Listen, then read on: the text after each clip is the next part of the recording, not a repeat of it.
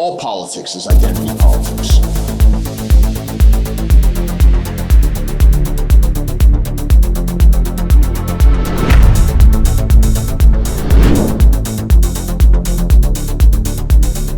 Welcome to Identity Politics, everyone. I'm DeAnna.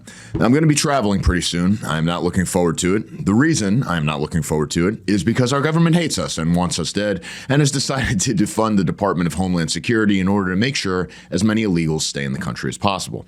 Keep in mind, we aren't getting mass deportations. Okay, yeah, there's a lot we can talk about with that. Certainly we need more gone.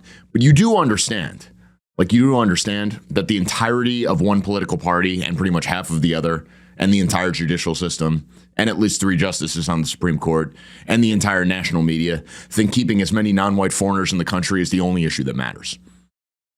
Understand that. That's the only thing that matters to them. Actually, the most important issue is this other thing, and we have to do this first. Fine.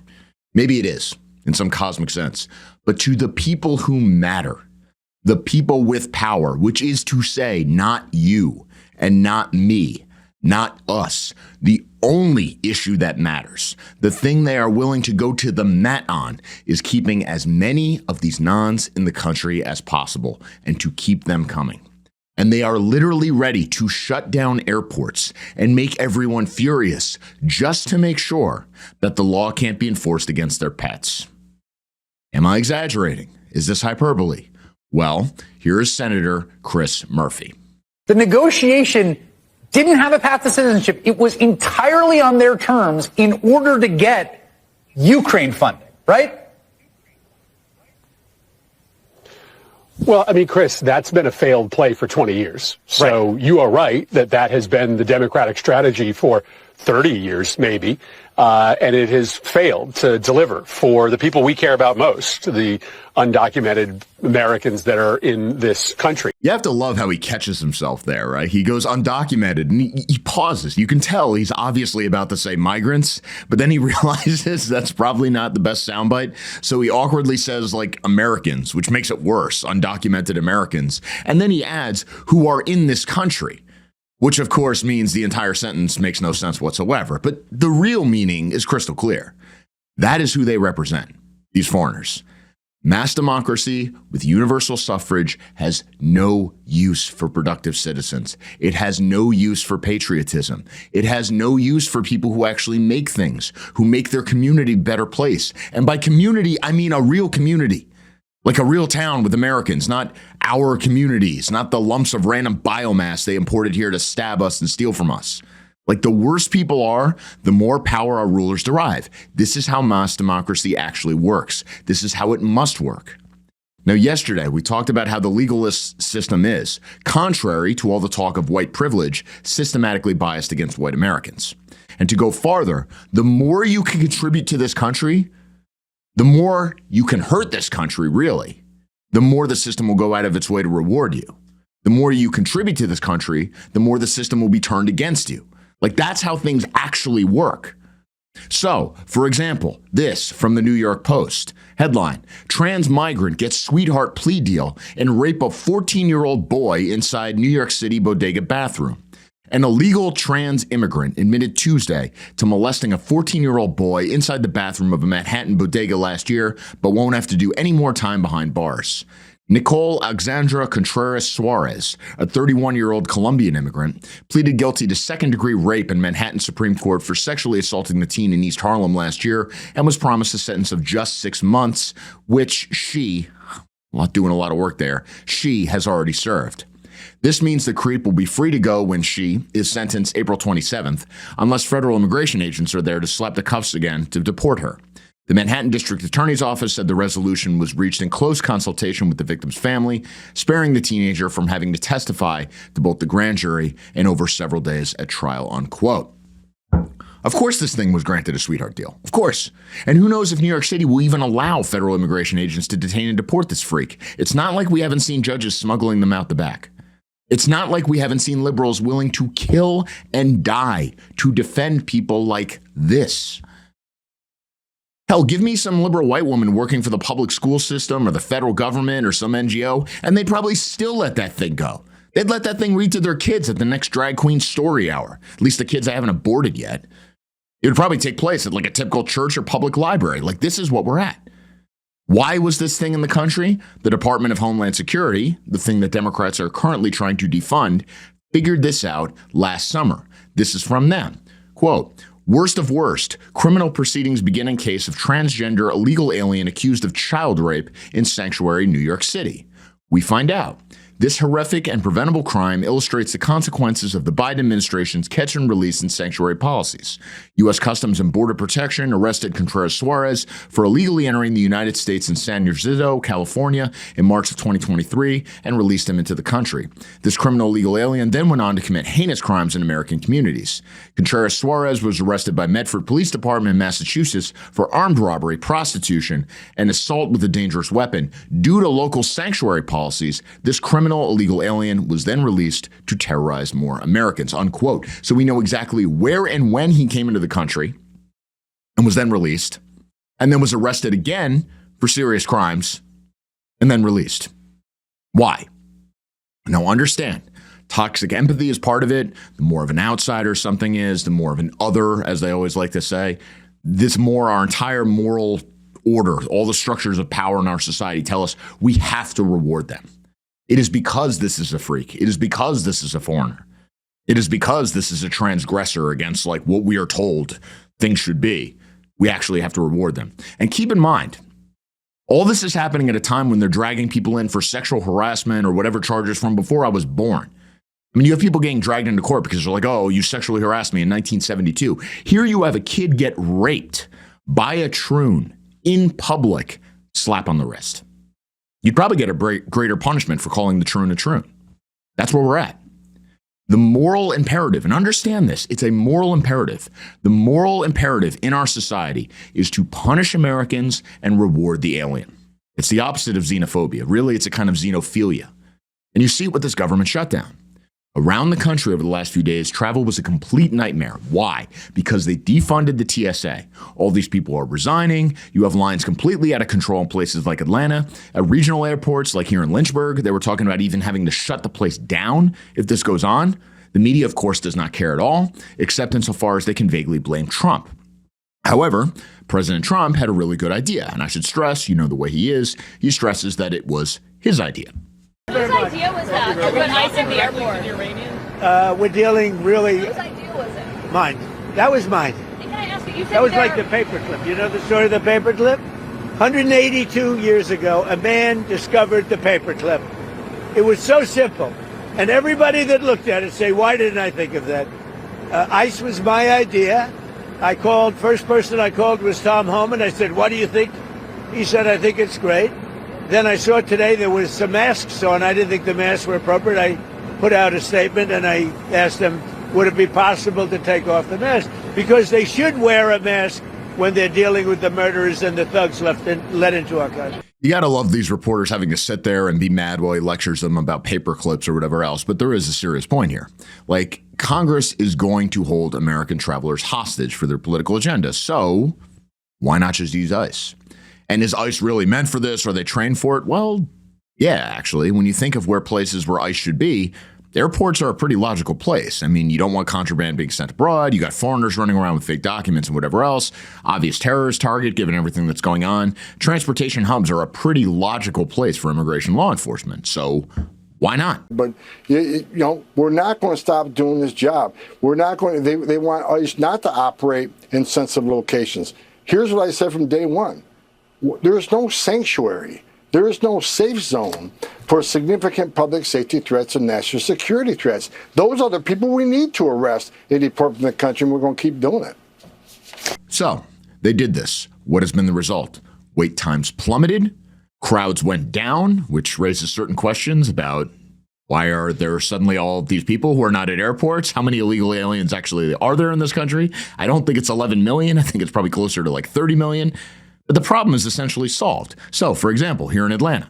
Finally, we can take a deep breath here. The numbers have dropped off. The lines are getting shorter. I think the average wait time now is under 40 minutes. So if you have a flight to catch today, it's a good time to come to Hartsfield-Jackson International. And then from Philadelphia, coupled with footage of Senator Chuck Schumer assuring us that ICE is not going to make things better. Everywhere ICE goes, trouble follows. We've seen that. and it is highly likely the airports will be no exception. No one trusts that ICE is going to make things better. Once again, ICE agents have arrived here in Philadelphia, but I do want to point out this is an empty line right now. We are standing in the middle where travelers come to check in for TSA. Yesterday, this was all the way back to the garage. So good news today, lines aren't too bad. We're live from PHL. Brianna Gallagher, Channel 6 Action News. Credit for the video, by the way, was from a guy named Western Lensman who posted it on X yesterday. Point is, the problem is solved. That easy. Just nope, done. And from a political point of view, it's a great idea. Airports can be stressful places, but they're not as stressful as trying to arrest some child rapist or something like that, while hysterical liberals gassed up on Antifa propaganda try to hit you with SUVs. So you don't have to wear a mask, you don't have to be freaking out with guns, you can just normally interact with people, and barring a few lunatics going nuts because they want to be like viral resistance heroes, it seems to be going well. Y'all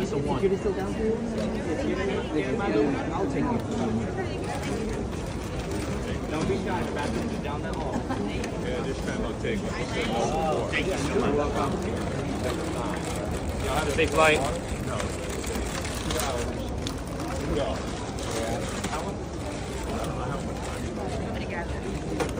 Where are y'all heading to today? Rio? Oh, nice. Don't be shy, guys. You have to take down the hall. We'll hold your spot in line, I promise. That was my question. No, yeah, if you need to go, seriously, yeah. No, I'm fine just now. Thank you so much. Now, there are obvious exceptions. You do see some people complaining about this. You do see some people going nuts. New York City mayor, and it still kills me to say that, Mayor Zohan Mandami posted on X, quote, ICE doesn't belong at our airports. Our Office of Immigrant Affairs has updated guidance, and you can call their legal hotline at 800-354-0365. Now, I did a bonus episode for you subscribers on the Ko-Fi where I talked about this idea of the left being a patronage network. The right is just a market. In other words, the left is constantly funding its people at your expense. It rewards its clients. It protects its clients. It makes sure the system works for its clients and against you. And this is another example. New York City right now is facing a budget crunch. They're talking about all these tax increases and all these things they have to do and all these promises that he made during his campaign, which he's not going to be able to fulfill. But one group that is not going to be asked to share that burden are migrants, legal immigrants, nons. They get free legal help. There's always a way to pay for it. And that's practically moderate compared to Larry Kramer, DA in Philadelphia. He's threatening to arrest the ICE agents. This is how it works. You commit crimes within the jurisdiction that is the city and county of Philadelphia, I prosecute you. That is how it works. No, I don't take a phone call from the president saying let him go. No, the president cannot pardon you. I'll say it again. The president cannot pardon you. And yes, I will put you in handcuffs and I will put you in a courtroom, and if necessary, I will put you in a jail cell. If you decide to make the terrazzo floor of this airport anything like what you did in the streets of Minneapolis, which involved the criminal homicide of unarmed, innocent people. We are not having that here. But let me go back to all ICE agents who are going to keep their oath, who are going to follow the law and uphold the Constitution of the United States. Thank you for keeping your oath. To any agent who might think about doing it an illegal way, I'll be seeing you in court, and you're not going to like it. Now, we've talked about this guy before. He previously called them Nazis and whatever else. Now, he actually can't do that. If he tried to do it, he himself would be arrested for interfering with federal officers. Maybe he knows that. Maybe he doesn't. He's one of these Soros DAs who sees his job as helping non-white criminals get away with stuff, and he is supported and in office for that reason. So his understanding of the law, or what the law actually means in something like modern-day Philadelphia, is a separate question. But for us, there's a deeper question here. And this is what we're getting at. There are certain basic responsibilities of government. The most fundamental, of course, the only reason we even really need a federal government, is border security. And the government for many years simply would not do that. Now, say what you will about President Trump. There is much to say. But for all intents and purposes, he has ended illegal immigration. He did it without amnesty, which negates the last 20 years of the immigration debate. The only way you can get border security is with amnesty. No, it turns out that's not true at all. It negates one of the fundamental issues in the last election, which was that bipartisan bill authored by James Lankford of Oklahoma, Republican from one of the deepest of the red states, a state where Trump won every single county, were the people that were pushing amnesty. This bill would have granted amnesty in return for a bunch of money for border security, which wouldn't have done anything. You pass money around, you don't solve the problem. That's the Democratic way. And I mean the system, not the party. Well, Trump just went ahead and solved the problem. The problem is, even though illegal immigration is essentially solved, it doesn't mean anything in the grand scheme of things because you've already got all these people here. So the white minority is already baked in the cake with the people we have in the country now. If you had a president do this in 1980, 1990, hell, even 2001 after 9/11, we'd probably be fine right now. But we're not. What you actually have to do is you have to get these people out. You have to end birthright citizenship. Now, the latter is going to be before the Supreme Court pretty soon. Nothing, I think 7 days. Nothing more can be done on that right now. We just got to wait and see. Now, I'm not optimistic, but look, within the system, it's up to them, right? And I didn't think they'd repeal Roe v. Wade, and they did. So we'll wait and we'll see. It's basically a week. But the bigger issue is mass deportations. And as we saw with this shutdown, there is essentially no possibility you can get anything from Congress. Congress won't even pass the SAVE Act. And they are actively going to get in the way to make sure the executive can enforce the law. You're not going to get any help from many states and localities. You will get it from some. One of the things we've talked about on the show repeatedly are these foreign truck drivers who don't speak English. They're increasingly swerving all over our highways, causing havoc and killing everybody. Now, to the credit of Florida Governor Ron DeSantis, Florida has implemented a policy where they're stopping these trucks, asking the drivers to speak English, which is the law, to read the signs, which is kind of common sense, and if they can't do it, they're done. Take a look. Salida. Salida derecha. Can you say it in English what that means? What does it mean? How good is your English? Entiendo algo poquito. Can you speak any English? No. Don't speak no English. What does that mean? Yes. What does it mean? No. What does it mean when you go down, you see the sign? What does that mean? What do you have to do? No. Okay. 40 años troquero. Desde Cuba. Okay. If you don't speak enough English to be operating a commercial motor vehicle, okay? You also don't have enough knowledge of the signs so you can say it, okay? So this, right now, you're going to be placed out of service, okay? Now, there is a law currently working its way through Congress which would tighten English language standards federally, as well as make sure illegals can't get commercial driver's licenses. Now, just pause and think about that for a second, though. How insane is it that illegals are even allowed to stay in the country, let alone get CDLs? But here we are. But that's kind of the larger point. You have a few states that are cracking down on this kind of stuff. Not as many as you would think, even.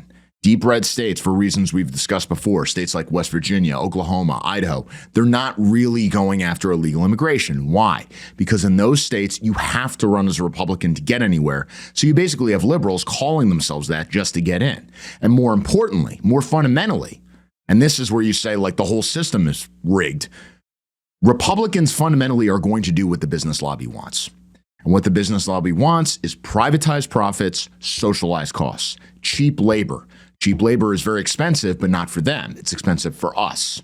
So you get cheap labor from illegals and nons, you dump the welfare on the taxpayer. I mean, even with this federal law that we're talking about, already the trucking industry is wailing that's going to increase prices. No, it's not going to increase prices. It means they have to pay higher wages. But there's going to be savings in other places, and we just won't be subsidizing these people anymore. That's what's actually happening. And by the way, it slightly decreases the chance that Arjun or whoever is going to wipe out your entire family by driving a semi the wrong way down I-81. What's happening is the slow development of two systems. Now, the first is between states. You are seeing some states, like Florida, slowly, half-heartedly, whatever, but gradually, making it impossible for illegals to continue to live there. This means that the cost of living will go down. Conservatives will have a better chance of holding on to political power. You're going to see life be better for middle-class people. So another example, in Arizona, there's legislation being advanced right now that prohibits banks, credit unions, lenders, and check-cashing businesses from accepting identification cards that are issued exclusively to illegals. So it bars ideas that do not prove provide proof of lawful presence, prevents opening deposit accounts, getting loans, safe deposit boxes, all these other services using these kinds of fake IDs. And they're not really fake IDs, but they're IDs that you get from like the Mexican consulate or something like that. They're not valid in the way these things are. And anybody can get those things. Like you who are watching this, you can get one of these Mexican IDs very cheaply. You can get them on the street and they'll have your picture and everything for like 25 bucks.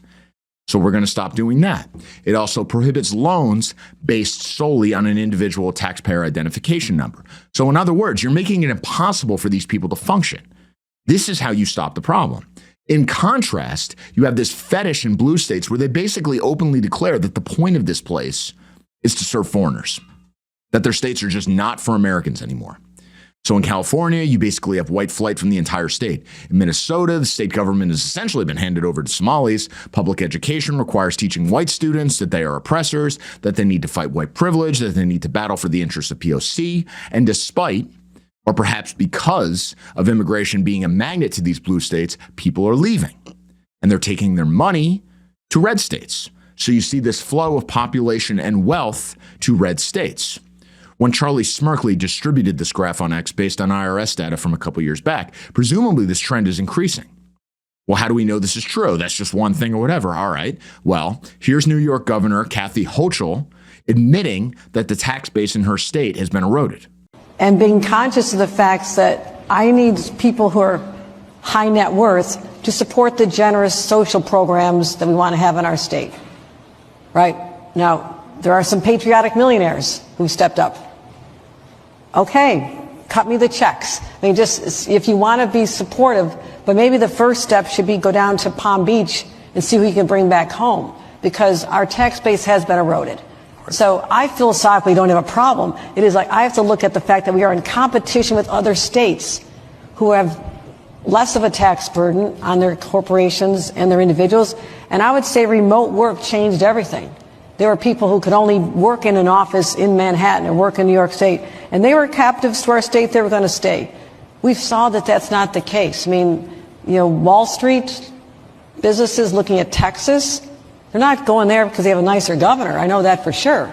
But they're going there because of the tax rate. We have to be smart about this. But we can fund what we want to fund with what we already are taking in. Like, doesn't that sound appealing? You're rich, move back here so you can pay for welfare programs. Like, isn't that the goal of all our lives? But who cares? She's going to be in power forever regardless. Same with California, same with Illinois, same with all these other places. As people move from one place to another, unfortunately, they tend to support the same policies that they are fleeing. Now, this is true internationally. A while back, I thought of this idea of failure migration. You look at a country like Mexico, and you'll have these conservatives say things like, well, Mexico isn't providing opportunities for the best and the brightest. All these people are moving to America. This shows our system is so much better. No. These people come here. They continue to identify with Mexico. They are in some sense still loyal to Mexico. The Mexican government uses the population here quite consciously to lobby for political change within the United States to advance their interests. There's a network of 50 consulates that coordinate such efforts, and prior Mexican presidents like AMLO, Andres Manuel Lopez Obrador, have traveled through American cities rallying Mexicans to fight against immigration restrictions. Like, they see themselves as still sovereign over the people here. What does this mean? It means the Mexican government has no reason to fix whatever problems. It's got a safety valve. That safety valve is mass immigration. They dump the problems on us. And in some ways, the worse it does, the more powerful it becomes. Because the more people it can force to leave, the more influence it gets over the United States. And by the way, the more remittances it gets. So the more political power, the more wealth. You're actually incentivized to fail. It's the same thing on a domestic level with parties, because Democrats and Republicans are almost becoming like two different peoples if you actually break it down. If a pile of people leave Massachusetts and go to Vermont, which, believe it or not, used to be a Republican state, what happens? Their political coalition is strengthened. If people leave California and go into Texas, what happens? The blue political coalition is strengthened. It doesn't matter that the political system in these states doesn't work in some sense. It doesn't matter that people are fleeing it. It's stable. You always have enough money, enough people you can rob, that you can spread it around to your clients, so you're going to be able to hold on to power basically indefinitely. And the same people who fled California are still going to vote for Gavin Newsom for president. Like there's no connection made between like, oh, these are the policies I don't like and where I'm having to go. They move, but they don't realize that they're leaving because of political choices that they themselves support. They never make that connection. Oh, I can't live here anymore. It's too expensive. I love my new home here in Utah, but it's so white bread. There are these Mormons. They're so conservative. It's just kind of icky. We need more diversity. I mean, how many times have you heard this? How many people have you met who talk like this? Repeat that 1,000,000 times. I mean, eventually what you need is something where if you move to a different state, you just aren't allowed to vote in state or local elections for a while. You make state citizenship mean something again. But look, that's not going to happen. Doesn't matter if it's legal or you could get away with it or whatever. It's just not going to happen. We know it's not going to happen. And more to the point, conservatives are weak. They chase money. They want cheap labor. They don't think about long-term consequences. They don't care. Boomer mindset, man. I got mine. F you. That's how they operate. It's not Californians, by the way, that are going to turn Texas blue, but legal immigrants, probably Indians, maybe as soon as the Senate race this year. I mean, what did Ted Cruz say after all? Legal immigration good, illegal immigration bad. Like that's his grand take on it. There you go. Well, you get what you deserve, which means that when it comes to what's happening between the different states, the red states are just on the same road. They're on the way out. It's just happening at a slower pace.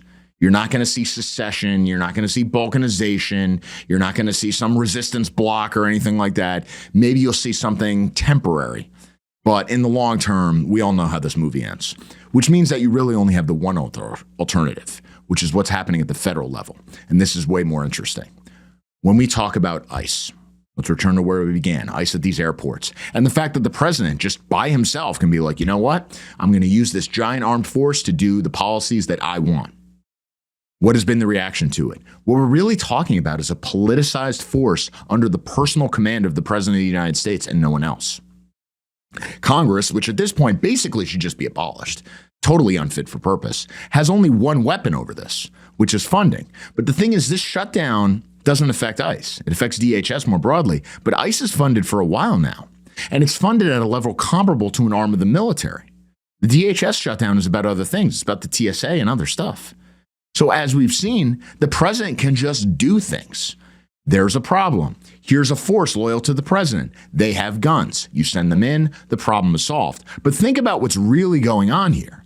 Now, I'm generally on the side of nothing ever happens. People do not spontaneously react, no matter how bad things get. People will generally tolerate anything. The system will more or less stumble along forever. People do not want to change the process, no matter how intolerable things get. People will just try to find a way around it. People are conservatives, but in the worst way. But you change incentives, you change structure, things can start to happen. Structural changes are really important. Now you have this thing, ICE.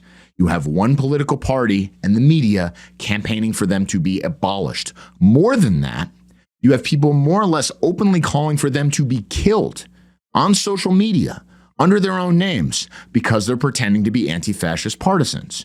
So you have a government body, an armed government body that is completely aligned with one political side and seen as an existential enemy by the other. This is how things get started. Now, don't get excited. Nothing ever happens, whatever else. But look, to be cynical for a second, cards on the table, the only way we ever get out of this is revolution from the top. We're going to organize a movement of groups that are going to do all the stuff from the outside. No, they're just going to call each other Jews and collapse. Like, that's what's going to happen. I've seen this for 2 decades. That's all that's going to happen. Things will get bad, and then the people will rise up. No, they'll adjust to the new circumstances and deny they ever thought anything differently. That's what we'll do. Well, we are going to critique these ideas and have metapolitical change. And yeah, your culture of radical critique is not going to mean anything unless it's backed by the media and by academia and by multi-million-dollar foundations. Like, you need those things for your ideas to matter. And sinecures for everybody making them. Then maybe. Like, this is a reality. Elite theory 101, guys. And everybody loves to be like, oh, democracy is stupid, it's elite. But nobody really thinks about what this means. Organized minorities win. Unorganized majorities lose. Change is from the top down. And everyone says they believe this, but then they fall back on some idea that we can educate everyone. Education doesn't mean anything. If people would just, people will not just. If your solution is people should just, they've never just done anything. They never will just do anything. It's top down. It's power. So what do we need to do? You need structures and institutions that it could at least potentially be on our side and start to do something. What is one sign of movement in this direction? Frankly, ICE. Most important thing Trump has ever done. Changes the whole structure. What is the significance of one side of the political divide calling for an armed body of men to be abolished, and some calling for them to be arrested and charged with crimes, and the radicals on the other side calling for them to be killed? Well, when you have a body of armed men who think they're defending their country, and then all of a sudden you tell them that they're going to lose their jobs at best, and be disgraced at best, and thrown in jail as a moderate solution, and maybe executed at worst, well, that's how you get certain situations. Soldiers, Pompey and the Senate have formally declared that Gaius Julius Caesar is an enemy of Rome. They have declared that I am a criminal. They have declared, in effect, that all of you also are criminals. Tribune's veto was not exercised. People's Tribune Mark Antony and 50 men of the 13th were assaulted by 1,000 head of Pompeian scum.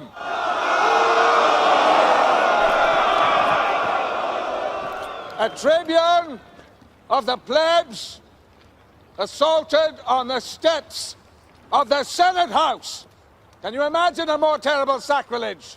Our beloved republic is in the hands of madmen. This is a dark day, and I stand at a fork in the road. I could abide the law and surrender my arms to the Senate and watch the republic fall to tyranny and chaos. Or I can go home with my sword in my hand and run those maniacs to the Tarpeian Rock! There you go. Now, Trump's not Caesar. We are not going to get Caesar in the immediate future, unfortunately. Nothing ever happens. And look, let's be blunt, we're not the men our ancestors were. I don't even expect something like the March on Rome and even the March on Rome that Mussolini did. You guys who saw the bonus episodes I did on Son of the Century, we just did a big review on Mussolini's writings with the guys from Antelope Hill. We did this whole thing about the history of fascism, whatever else. Even the March on Rome was something of a farce. It was a propaganda exercise. To some extent, it was just totally fake. I mean, basically, they did this march, which could have been crushed immediately. The king got spooked, handed over power. It was politics. It was media. It was showmanship. It wasn't really a military thing. Like, Il Duce was not Caesar.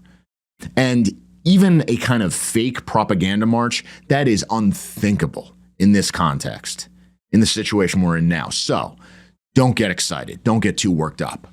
But I will say this. What is something that did happen? What do we mean by cutting off the escape route and then you get unpredictable consequences? Let's look at the last election. Does anyone out there think Trump would have run again if they had just let him go? I don't. They went after him. He had to run for president. I doubt he even wanted to. They were going to throw him and his family in jail forever. They were going to shut down all his businesses. They were going to take all his money. They were going to nuke his legacy. They may still try. That's why he ran last time. That's why he had no choice but to win. And yeah, when you cut off people's escape, when you make the punishment for political defeat jail, democracy doesn't work anymore. It doesn't make any sense. Because why not fight to the end? Why not look at every conflict as existential? Why not see a political adversary as an enemy and think everything is life and death? And here's the point. Once you have a diverse society, politics does become existential. There is no shared culture. There are no political norms we can all broadly agree on. The price for political defeat is basically annihilation. For most of our lives, and I know you've heard this your whole life, you always hear this refrain, this is the most important election of our lifetimes. Yeah, well, you know what? Unfortunately, for the rest of your life, every time somebody says that, they're going to be right. And it's going to be true every single time. And every single one is going to be more important than the one before. That's the situation we're in.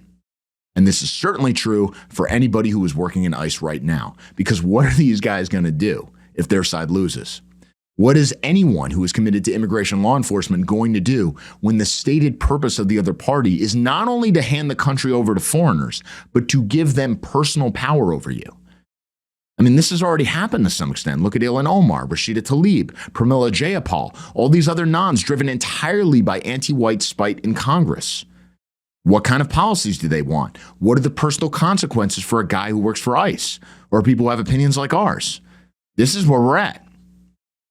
And you've seen a lot of weird stuff happening in politics. Since President Trump's first term, you've seen all these former intelligence officers. They're liberals, but they all come out of like the CIA or whatever else, and they go into what we still call public service. Governor Abigail Spanberger here in Virginia, former CIA, typical example. And of course, the top priority of these people is mass immigration. Like the deep state, which people used to say, well, that doesn't even really exist. Now it's in Congress. Now it's in the open. Well, could you see a kind of counter elite? You could see these sorts of guys who come out of ICE or the military or whatever else, leveraging that image. And you're not going to see so much a march on Rome, but a political march on Washington. Consider Gregory Bavino. Gregory Bavino, former commander of the Border Patrol. You all saw him everywhere. He had the jacket and everyone was, oh, he's a Nazi and everything. He was all in Minnesota everywhere. Well, he's been kind of forced out. And the New York Times did a big article on him where he said, I didn't go far enough. So, this from the New York Times. Gregory Bavino's final days, harsh words and few regrets. He was the face of the Trump administration's immigration crackdown. But as he begins a retirement that was not entirely voluntary, the Border Patrol leader says he did not go far enough. Gregory Bavino has only a few regrets. I wish I'd caught even more illegal aliens, he said in a recent interview. I mean, we went as hard as we could, but there's always a creative and innovative solution to catching even more. Until January, Mr. Bavino was the pugnacious face of the Trump administration's mass deportation campaign. As federal agents moved to suppress protests in city after city, Mr. Bavino was often at the center of the scrum, personally lobbing tear gas in the crowds and authorizing his team to operate with remorseless aggression. No bias there. He had risen from relative obscurity, but Mr. Bavino was built for the moment. He had long harbored hardline, even radical views on immigration, and said he had a plan to deport 100 million people. And he had a long-standing reputation within the Border Patrol for his eagerness to test the law in service of those views, according to interviews with current and former colleagues and previously unreported documents, unquote. Now, of course, the New York Times is comparing him to the bad guy, Colonel Lockjaw, from one battle after another, because liberals fundamentally only understand reality through pop culture. But one of the conditions of modernism is, whether we like it or not, to some extent, we're all kind of liberal because everything is interpreted through media. So this is the game that Bavino himself is playing to some extent. I mean, you can't tell me he didn't know what he was doing when he's wearing like the certain coat and everything else. And here's the thing. Why talk to the New York Times at all if you're this guy? I mean, this is a bit of an aside. This is a bit of personal advice as somebody who went through some of this stuff. But a lot of people in this thing of ours think they can like trick a liberal reporter, or they have something to gain, like, oh, I'm going to be a media star. I'm going to turn the media's power on itself. Or they'll fall for it when some liberal reporter goes, well, look, man, I know you've had a bad rap from the press and everything else, but I just want to tell your side of the story. It'll be fair. I promise. You know, I actually kind of agree with you on some things. Don't tell my colleagues, but I'm kind of on your side. Yeah, it just is going to turn out to be another hit piece. Like the article is written before you even talk to them. There's no reason to even communicate with these people. But here's this guy who's something of a true believer talking about prior colleagues and such in The Gray Lady. Why would you do that? Because I don't think he's going away. I think there's going to be more. And if, maybe especially if, Trumpism is truly defeated, I would expect to see a lot of ICE guys, former law enforcement, former military, start wanting to run as part of a larger movement. And what they're going to try to say, the promise that they're going to be making is, I am what you thought Trump was. I am going to be what you thought Trump should be. And you are still going to have this well-funded body of men that have a lot of physical force, but is politically vulnerable. What are some precedents from the past? Yeah, we're in the situation we're in now. History doesn't exactly repeat, but still worth considering. Before the Spanish Civil War, you had the same kind of divide where you had certain government bodies, the Foreign Legion, the Colonial Army, the Civil Guard, most importantly, they were identified with the right. You had other groups like the Assault Guard, which tended to be aligned with the left. Something to consider, because now you can look at parts of the government and say, this is with this group, this is with that group. What does this mean? The American state is fragmenting. Not totally yet. It's not in the open yet, but you take a step back, you can see the cracks. And I don't think that's going to reverse anytime soon. So what comes next? Well, there's another front where this battle could be fought. To some extent, we've already seen this too. This is with crime. President Trump wanted to send the National Guard and military units to cities with high crime. In red states like Tennessee, he did this. He did this with Memphis. This is a graph published by WREG. This is the local news in Memphis. As you can see here, over the same time span, this is the early months of the year in the 3 different years, you can see crime is down quite a bit in Memphis. Reuters reports, quote, Trump visits Memphis to tout crime-fighting efforts in shadow of Iran war, and this is later down the article. Before the initiative was launched, the city of Memphis had the highest rate of violent crime per capita in the country, according to the FBI. Overall crime is down in Memphis about 43% compared to last year, according to local law enforcement data. The task force said recently it has made close to 7,000 arrests and seized almost 1,100 illegal firearms since the crackdown began. You have now developed a reputation as a city that's coming back stronger than any city in the country because of what's happened with crime and because your political leaders had the courage to do what they did, Trump said, sitting on a stage arranged with long guns, marijuana, and methamphetamine seized in the operation, unquote. Now, I wouldn't be surprised to see more of this in the years ahead, even to the point, if things get really out of control, where you get another formal branch of the military. You get like a real national police force, like a gendarme like they have in France, or the Carabinieri in Italy. Frankly, we could probably use it.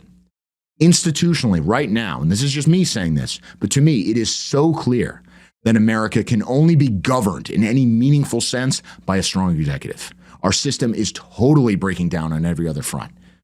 The judiciary needs to be broken. It is actively an enemy of justice, of law, of order, of property, of responsible citizenship, of everything that makes a civilized society. And if you look at the legislature, it's completely useless. They can't pass anything. They're all 100 years old. They physically can't sit and have a debate. These people are totally senile. Like Congress is totally unfit for purpose. What do we have left? We have the executive. And the use of ICE shows that you can just solve problems if you have a force under your command that you can just openly use. Now, this is a much bigger thing to talk about, and I realize a lot of people would be really mad about this, because what am I talking about? Basically, the end of states, the constitutional order, the centralization of power is a good thing. There are obviously a lot of reasons to say, no, this is actually a terrible idea, and a lot of bad things could happen to us. Lots to talk about, but 3 things to consider here. 1, it is better to have centralized authority under a clear sovereign that you can hold accountable rather than an unaccountable system. That is what we have now. So it's not a question about whether you're going to live under arbitrary power or not. You are. But do you at least know who's wielding it, and so you can do something about it? Or are you at the mercy of everybody in HR, every random judge, every random politician? Because that's where you're at right now. And that's a lot harder to rebel against. Point 2, when right-wingers say things like, we need to pay attention to constitutional norms or the means of doing something, they're not being serious. The same judges who are saying Trump isn't allowed to do certain things are going to mandate that a Democratic president do it when it's coming after you. Ask the J6 defendants how that worked out. If you are talking about means and you are not talking about ends, you are not even in politics. And point 3, the state is already fragmenting. It's already happening.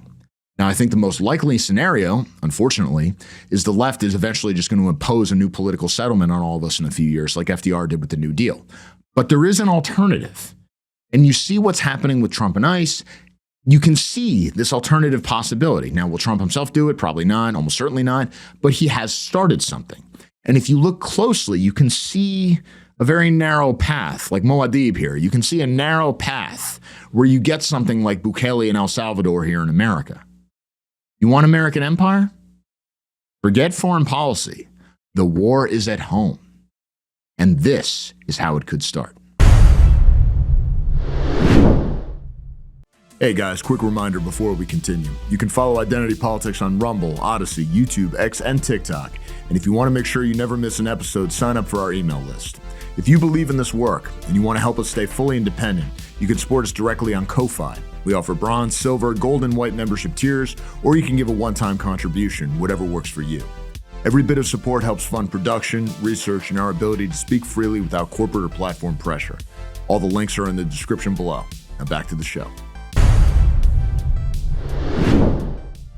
My guest today is a longtime colleague. Andrew F. Morrison is a former Border Patrol agent who has served on the front lines in the most critical battle facing our country. He's the author of 2 books, What Bridge Do You Work At? And East into the Sunset, about his experiences. It's a fascinating perspective you don't get very often. Check it out. Andrew, thank you so much for joining us today. I really appreciate it, especially given everything that's going on. It's really invaluable to have somebody who has your sort of experience to kind of walk us through what's going on here. Yeah, well, thank you for having me on. You were nice enough to have me on when I wrote my previous book, East into the Sunset, and interviewed me over at VDARE. And I was greatly appreciative of that, and I'm appreciative that you are platforming me here. We're going to use the leftist language then of platforming and everything else. So yeah. It still kills me, of course. You know, obviously this is American Renaissance, but, you know, got to pour one out for VDARE. It is still tough seeing that institution go down, but it does kind of get to the point of how the legal system works. I mean, you're in this situation now where you have tens of millions of people who don't even belong in this country. And until Trump came in, and even people will say Trump isn't doing enough, they essentially have been able to do whatever they wanted. But then you have the legal system coming down hard on patriots and essentially shutting down the project of a lifetime. My question for you, though, is with what's happening now, with the dramatic increase of funding with ICE, with the way President Trump has been approaching all this sorts of stuff, do you think that things have changed, that people are beginning to understand that this is just how it's going to be going forward? Or do you think this is just a purely temporary thing? The minute Trump's out, it's just going to go back to the sorts of things you experienced during your career? Well, it all depends on who wins, right? In first the midterms and then the next presidential election. And if the Democrats take back the House and Senate, it's going to be impeachment time all over again. And they'll probably try and find some way of defunding ICE and Border Patrol. Well, with the Border Patrol, what they'll probably do is kind of what Obama did, is say, no interior enforcement. You guys just stick to staring at the border fence, or the, in my case, I completed my career over in Buffalo, so it was the Niagara River. Just park your car on the Niagara River and watch the river flow by. Kind of a boring duty. It's a little bit like being in a tree stand, waiting for somebody or a deer to come by. But in this case, it's waiting for somebody to cross. And they rarely do it where they can see you, and you're kind of prominently featured there. So they don't cross where you are. Going along with that a little bit, just to clarify, Trump is fond of saying that there have been 0 releases on the southern border. And that doesn't mean that there are 0 crossings. I'm seeing on posts from Operation Stone Garden. I was just looking at Facebook, and some sheriff was posting where he caught 5 illegal aliens. Operation Stone Garden is where local police departments partner with the Border Patrol in order to get border security. So there definitely are people who are continuing to cross. And some might even be gotaways, but it's much, much less than what was happening before under Biden. Biden was, he was a complete joke. It was an intentional opening of the border, and Mayorkas was kind of like Baghdad Bob saying that the border is secure. Nobody could possibly believe him with any 2 cents worth. It was so clear what they were doing was to try and get an open border, and they did. One of the things that really fascinates me is this question of the Border Patrol or ICE being politically aligned now, one side or the other, because obviously the norm has been that these things are nonpartisan, they're not really political at all, you just enforce the law and that's all there is to it. But now you have the Democrats basically saying we're going to abolish ICE, we might even prosecute these people and whatever else.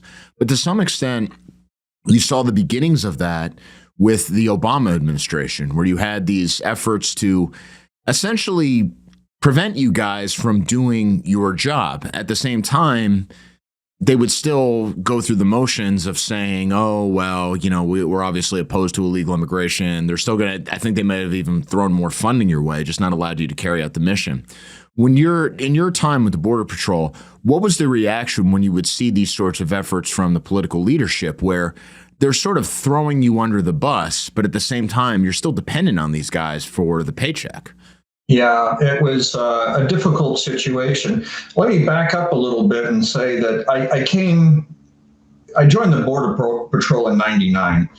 And when you think about it, George W. Bush didn't take office till January of 2001. So for the last, and I had followed politics a little bit, and I was actually a Democrat, or I found my old registration that was unaffiliated. I was an independent, let me put it that way. But I came from, my father worked for NASA. I came from the DC area, and most of the people around me were all Democrats. So I tended to vote Democrat, and I voted for Bill Clinton twice. And quite frankly, between him and George H.W. Bush, I think that Clinton was the harder one on immigration, or would have been. The Bush family in general was always kind of the big business, cheap labor, especially for big agriculture and stuff. And so it was actually the Democrats who were the hard, and you can find old clips of Bill Clinton saying, what we need is it's fine that we have some immigration, but we are also a nation of laws, to paraphrase him. And he was actually fairly good. The rumor in the Border Patrol is that Janet Reno, his attorney general, was actually very motivated on the border. And again, this is the rumor. It's not like I was talking to Janet Reno, but she supposedly got invited to go down to the San Diego sector to see what it was like. At the time, that was the busiest sector in the entire Border Patrol. And so they took her out to see it like in the evening, just when things were getting busy. And one of the guys who had worked out there told me about it. He said that they used to have just a chain link fence in one area between, Mexico and the United States. He said on the Mexican side, you would see the crowd started to gather up, and it looked like a party, like they were having a festival on the other side. You would see taco vendors pushing along their carts, selling tacos for people and things. And he said then when night fell and you said, the dusk sort of came in, you would see like arms and legs on the chain link fence coming up. And he said it looked like spiders crawling over it. And he said the next thing you know, full night hits and it was just chaos, running around trying to grab one alien after another and everything. And Janet Reno supposedly saw this, was appalled, and said, get control of this mess. And that's when they started to do some other things like build more fences and do double, triple, and in some places quadruple fences. This is off subject slightly, but I think it was PBS at one point tried to fact check one of the politicians that said that there was triple fencing on the border. And they found double fencing and quadruple fencing, but they couldn't find triple fencing, so they labeled it a lie. Talk about deceptive, but it shows what kind of propaganda they kind of, because most people don't read past the headlines, so just see like, oh, we fact check it as being untrue. We found double and quadruple, but not triple. So Janet Reno was actually kind of the hardline one with the Clinton administration, and then Bush came into office, and as the Border Patrol. I remember one of my friends who had been was much senior to me, and he was saying, traditionally in the Border Patrol, things get better when Democrats are in office. The Republicans talk tough, but then they do things like withholding funding and things along those lines.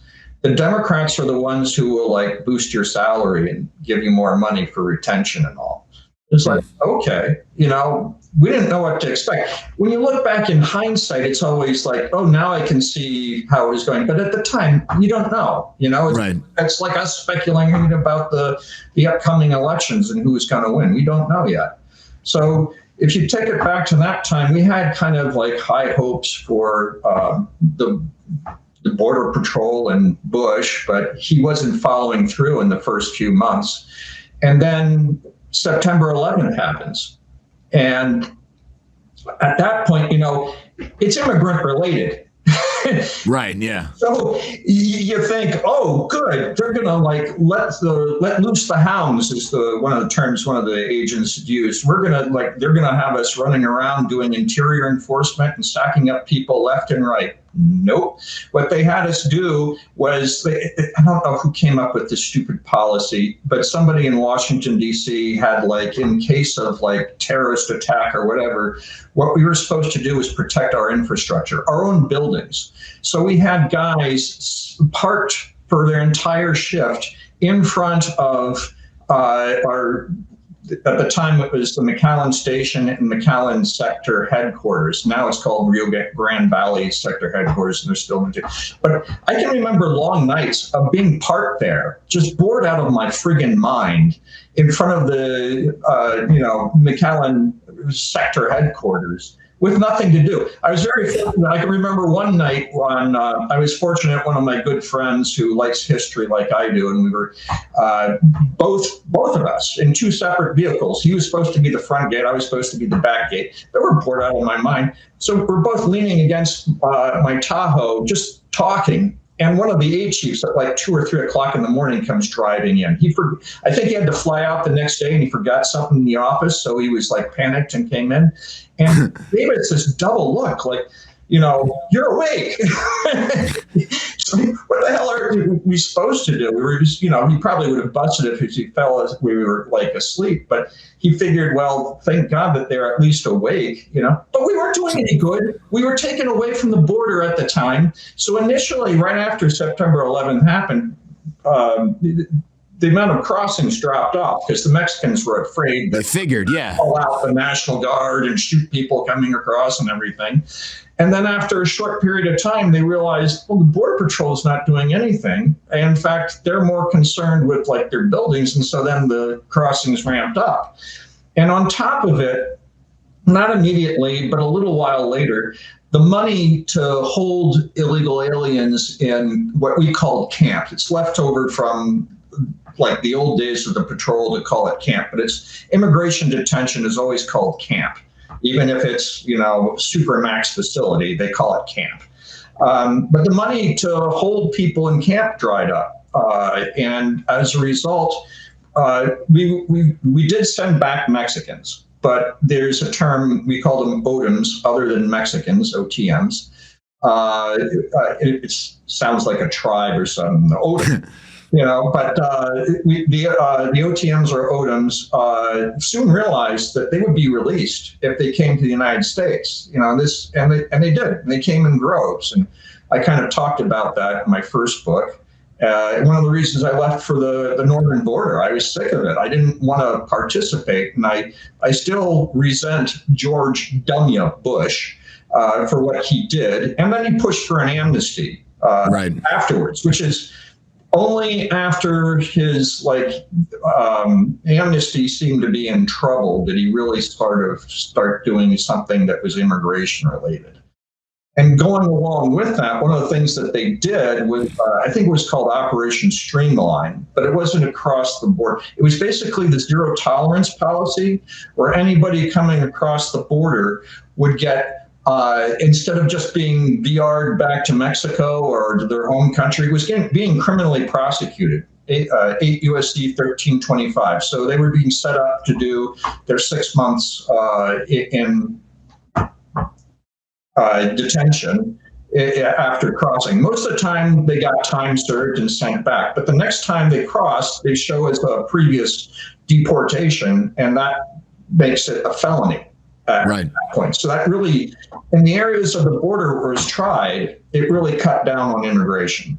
And I think it was mainly in Arizona. They said that they brought it to the McAllen sector. It must have happened sometime after I left, because they, at one point, they were not even putting agents out into the field in the McAllen station. They were just they had one guy, a senior guy, who didn't know how to do paperwork because he'd avoided it his entire career. They put him in a van and just to go around local police stations or areas and pick up illegal aliens, drive them back to the station, process and release them. It was, I still can't stand George W. Bush. And the one who derailed his whole plan there was Jeff Sessions. Right. Right. Passed the Senate, and it went to the House, and Jeff Sessions continued to fight it even in the House, even though he's a senator and everything. And it was Jeff Sessions who got it derailed. And believe me, both the Democrats and the Republicans hated Sessions at that point. And the only problem with Republicans is that they couldn't say it outright because the base, but that was the truth. And then, with Obama coming in, we didn't know what was going to happen. When Obama came in, it was like some of us were like thinking, well, maybe he'll be a throwback to Bill Clinton, which was better than Bush. Right. Clinton wasn't great, but he was better than Bush. So maybe this Obama guy will be like the old Democrats and not the new Democrats. But Obama was running against McCain, and McCain wanted to continue essentially the policies of George W. Bush. Right. It was invade the world, invite the world. I mean, McCain was talking about bombing Iran back then. Right. He had a song and everything. Oh, yeah. Exactly. I mean, way before his time, you could say. So I understood the appeal of Obama, but the two almost had like a truce on when it came to talking about immigration. It's like they both agreed not to talk about it. And I think it came up like once in one of their debates or something, and they both like gave platitudes, and it was quickly forgotten about and never talked about again. So we didn't know what the hell to expect with Obama. But it soon became apparent. One of the first things he did was to close down some interior Border Patrol stations down in Texas, like the San Antonio Border Patrol station. We actually did have a Border Patrol station. I still think it's closed down. But that was, that was one of those stations that worked with a lot of the local police departments to pick up aliens who had already been arrested for other things and referred. And it did a great job, those things. So he closed them down, and his excuse was, I want you forwardly deployed to keep people from crossing in the first place. And then after that, he started doing other things. On the northern border, most of our arrests traditionally were made during what we call transportation check. Anything within 100 miles of the border, we are allowed to go and do essentially a transportation check, which means the bus station in Buffalo and the train station, and it used to be the airport too. We would send agents there almost on a daily basis to just check passengers, just to ask people their citizenship and things. And you did even back then get some libtards screaming at you and things like that, but it was much, much less so. I got to Buffalo in 2008, and YouTube and things like that hadn't taken off. So, and most cell phones, didn't have any memory for video. Right. So you didn't have somebody shoving a video camera up in your face all the time or anything.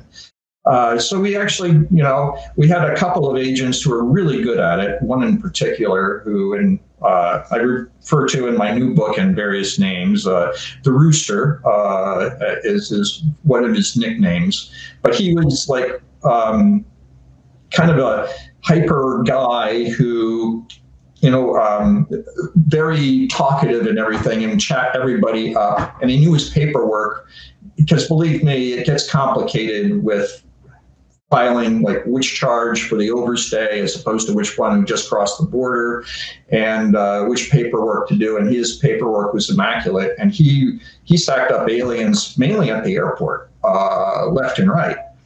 And what Obama did when he came in, he said no more transportation checks unless you have prior intel saying that there's some illegal alien or terrorist who's going to be on one of them.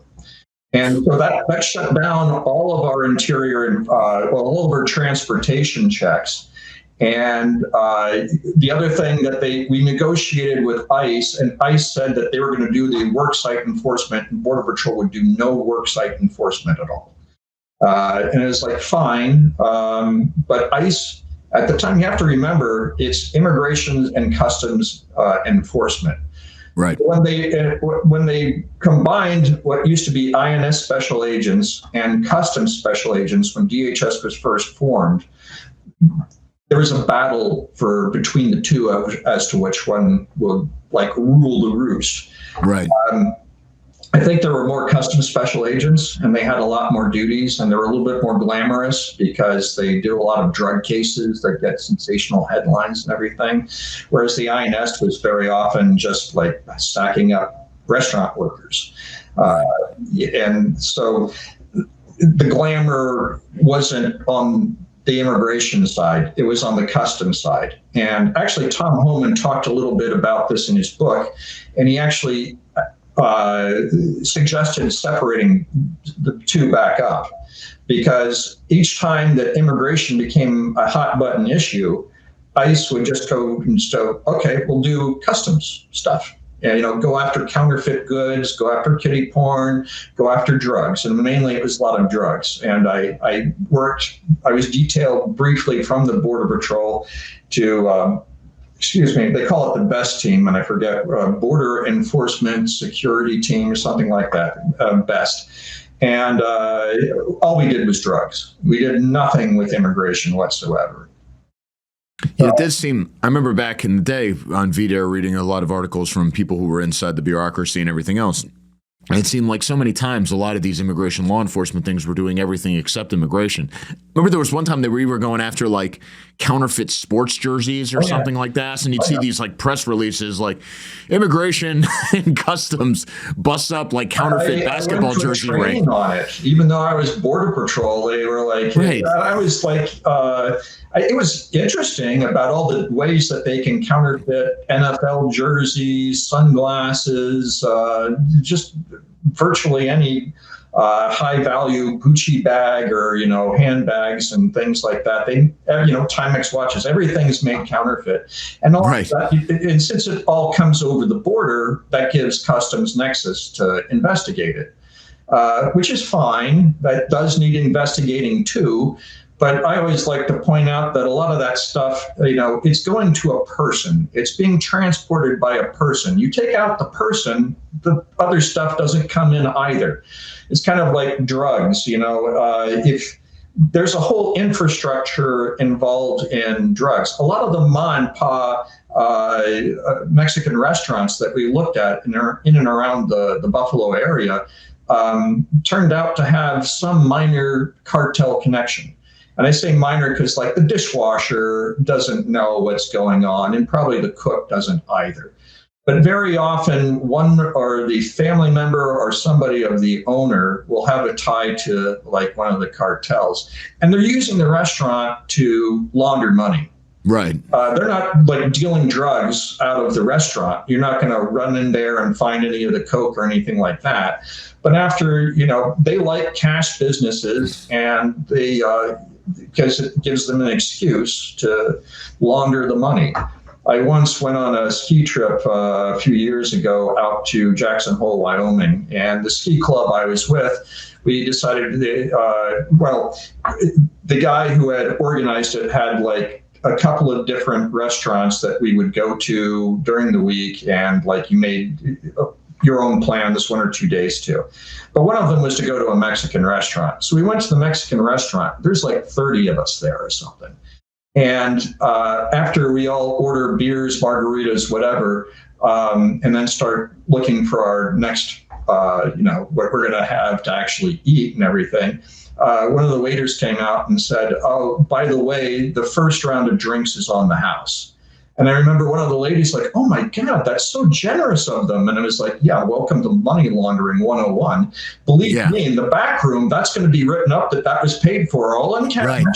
Right. Very generous, with a nice big generous tip. And I've got the cash right here.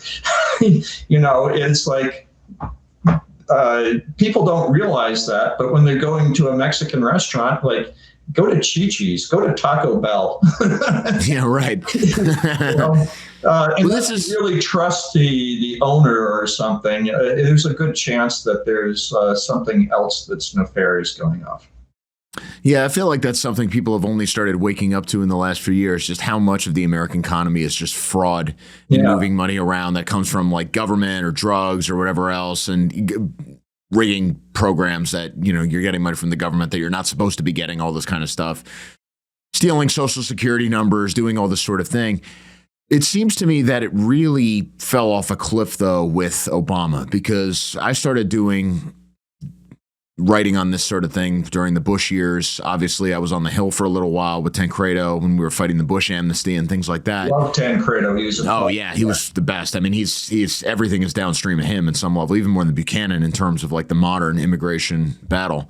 But it seems like Obama was really where it dropped off a cliff, where the other presidents and the other leaders, they would at least kind of go through the motions of, okay, you caught this guy breaking the law, we have to do something about it. With Obama, it seemed like that was the first time where they just said, like, you know what, we're just not going to enforce the laws anymore. We're not going to change the laws, but we're just not going to enforce them. No, there was, I have to refresh my memory because it's the Flores settlement, and there was some ruling by that Judge Dolly G. Right. California that always seems to strangely wind up on her desk when it comes time to make one of these decisions. Yeah, isn't that funny? You always do notice that over and over again. But the Flores case was huge. Strange coincidence. But she had made some sort of ruling. It used to be unaccompanied children could be let go in a sense temporarily. They had, the idea of 17 and under, they're and sometimes much younger, but they wandered across the border through no fault of their own, and we're going to put them with a family or turn them over to Health and Human Services to sort of deal with. But some of them, I think, as I recall, Dolly G did a couple of things. One of them is to say that you could only hold the kid for 20 days or less. And because the court system takes so much more time than that, that was one of the reasons that the kids were going to be released. And there was some other ruling, and I'm not a lawyer and I don't, but what she made it was that even though the child is actually accompanied by a parent, they're unaccompanied. So, which didn't make any sense. I didn't understand it fully because I didn't want to read through the silliness of the argument. But basically, what it did was when a parent with one child showed up, they were being released. And there was something that Obama could have stopped but didn't, in fact, seemed to cheer on. And the only thing that they did, I think they took out a few commercials in CNN in El Salvador to say, no, don't come to the border. Oh, please don't. Right. just so they could say they're doing something. Right. But the floodgates opened at that point, and we just we were getting creamed. And again, it went back to the same way under when Bush let the money dry up for putting people into camp. He's just letting the people come in willy-nilly and go across. And that's, he knew the optics were bad. And that's, one of the most important things in American politics, because it's so much screen time, TV generated. I call it the moron vote. The moron vote hates bad optics. When they saw under Biden the optics of people coming flooding across the border, they hated those optics, and they didn't, and so they didn't support Biden. But now, when the situation is reversed, and now you have to pick up and sack up the illegal aliens, they make the optics bad by having all these protesters show up, and then they blame the chaos that they themselves are causing on ICE and Border Patrol. But it's them controlling the optics. They're making it, and so the shallow American voter just sees the bad optics and says, oh, that's horrible, and when you that's sort of the subtitle of your. This is a technique to get back to the open border, and a lot of Americans just aren't smart enough to see that. They think that, I can remember reading people online saying, well, I support immigration enforcement, but not like this. It's like, what do you think it is? When you have somebody who throws their car in front of ICE agents and then tries to run one of them over, I think that she probably panicked and all fairness to her, if you could call it that, with her dumb lesbian lover screaming at her, which didn't help things because people get rattled when things get loud and screaming. And she said, drive, drive, drive. And so what did she do? She did what she was told. And not a good thing, a really, really, really bad thing. But she got herself killed, Right. And the same with the Alex Pretty leaving his ID at home, taking a gun. Okay, don't get into a shoving match with law enforcement while you're carrying a gun. I mean, yeah, this is the sort of thing that people were bringing this up about us. It's like there's no situation, there's no scenario where if you're confronting a local cop and you floor it while he's in front of your car, or you get into a shoving match while you've got a gun and then reach for the gun, not knowing you've already been disarmed, but all they see is an arm going back toward a holster. Like, yeah, you're going to get lit up. Like, I don't know. There's no situation with any other law enforcement body where that's not going to happen. I don't know what to tell you. Yeah. Yeah. But did you find that? I mean, one of the things that I think is really interesting about what's happening now is for the first time you have essentially the Democrats, because you're right, the Democrats actually used to be better on immigration in a lot of ways because, again, what is it? Fundamentally, it's cheap labor. And if you're the pro-labor party, you don't want cheap labor. You want high wages. Right. But now they seem to have abandoned that. And at this point, for better or worse, probably for worse, the left is basically, the Democrats are basically the party of open borders. The right, the Republicans, are unfortunately the party of immigration restriction, but bad because you still have the cheap labor lobby in there. Right. But now you have essentially one entire party saying immigration and law enforcement in and of itself is illegitimate, saying we are not just going to defund ICE, we're basically going to abolish it and maybe even arrest these guys and put them on trial for carrying out policy. The question is, one, what does that do to the morale of an organization? But two, at that point, then that entire organization is basically entirely aligned with just one political party over the other, because I say what you will about Trump, but at least he's not going to put you in jail. Yes. For the longest time, the Border Patrol Union refused to endorse candidates. And then when Trump... That's crazy now. That sounds crazy now. Well, they didn't... The first person that they endorsed was Donald Trump during his first term. And, after seeing what Obama had done and everything, our union finally decided, we have to. I mean, to be a viable organization... Because otherwise you can rename the Border Patrol, Border Greeters, because that's all we were, and we hated it. I have a very low opinion of Obama, but he was kind of smart in his own way, because he did realize that the optics of how many people he was letting in were bad. And so then they set about, how do we fool people? And he came up with this, I shouldn't call it a campaign. He was helped along by open borders groups who started calling him the deporter-in-chief. So right away, from a political standpoint, in the moron vote, you've got a catchy little easy-to-say slogan, deporter-in-chief. And people alone believe that. But then he had to back it up with something, and it became how to lie with statistics. And he took a category of removals, expedited removals, and just relabeled them as deportations. So all of his numbers went up on paper immediately. I gotta bring this up just because it gets brought up all the time. You always hear this stupid thing where they say, well, Obama actually deported more people than Trump. No. This is what you're getting at, right? I mean, that's just totally not true. Well, even I go to the Center for Immigration Studies for a lot of this. Even the official Obama numbers, it's like Bill Clinton deported something like 12 million illegal aliens. George W. Bush did something like 9 million illegal aliens. And according to Obama's own administration, his numbers were something like 3 million.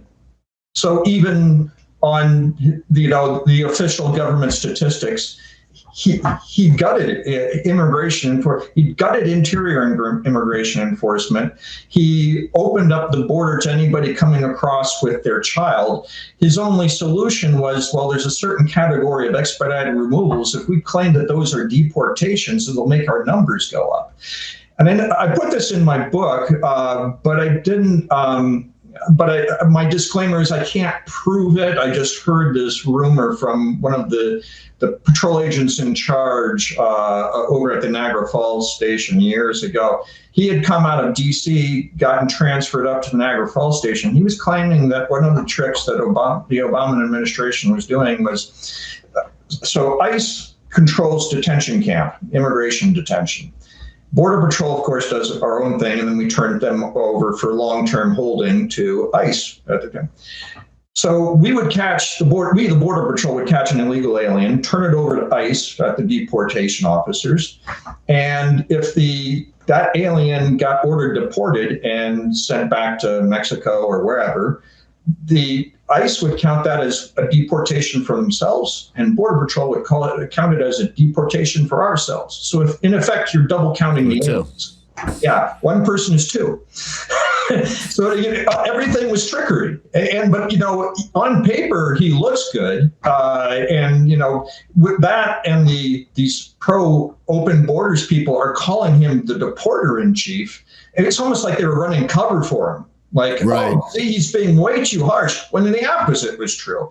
Right. They're helping him triangulate. I don't know how many times, like you said, I have had conversations with people who just don't believe me, because still to this day, you go online and you will find places or articles that still claim that Obama deported like more than anybody else, or, it was just completely. It's just amazing. Bull, yeah.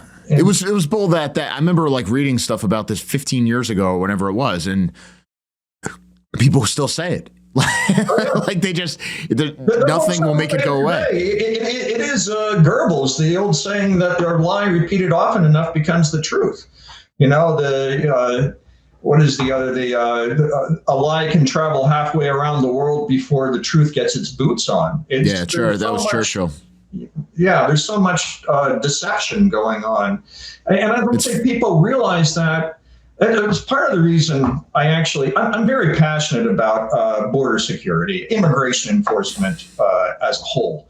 And not everybody who's in the Border Patrol was. There's a lot of guys who are in it for the paycheck and little else. And to Obama's credit, as it were, he did boost wages because he wanted people to stay on the job as long as possible, even if they were just being border greeters.